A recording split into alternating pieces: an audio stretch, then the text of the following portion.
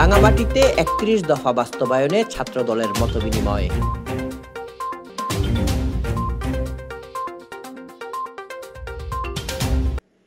বিএনপির ভারপ্রাপ্ত চেয়ারম্যান তারেক রহমান ঘোষিত রাষ্ট্র কাঠামো সংস্কারে ৩১ দফা বাস্তবায়নের লক্ষ্যে রাঙামাটি নগর ছাত্রদলের আওতাধীন ৬, ৮ ও ৯ নং ওয়ার্ডের নেতৃবৃন্দের সাথে মতবিনিময় সভা অনুষ্ঠিত হয়েছে।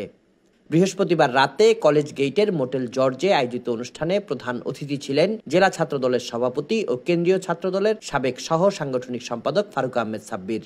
প্রধান বক্তা ছিলেন জেলা ছাত্রদলের সাধারণ সম্পাদক আলী আকবর সুমন। বিশেষ অতিথি ছিলেন নগর ছাত্রদলের আহ্বায়ক খায়রুল ইসলাম রানা ও সদস্য সচিব আব্দুস শাকুর জাবেদ। সভায় জেলা ছাত্রদলের সহ দপ্তর সম্পাদক মোহাম্মদ আশরাফুলের সঞ্চালনায় ও ৯ নং ওয়ার্ড ছাত্রদলের সভাপতি নিশাদ ইসলামের সভাপতিত্বে জেলা ছাত্রদলের সহ সভাপতি নাজমুল হুদা, সাইদুর রহমান রতন, ইমরান চৌধুরী সুজন ও হাসান চৌধুরী সুমন, যুগ্ম সম্পাদক মেহেদি হাসান, আব্দুর রহিম ও ইমাম মেহেদি, কলেজ ছাত্রদলের সাবেক আহ্বায়ক আলামিন সহ ৬, ৮ ও ৯ নং ওয়ার্ড ছাত্রদলের বিভিন্ন স্তরের নেতৃবৃন্দ উপস্থিত ছিলেন। Desk report, CST TV।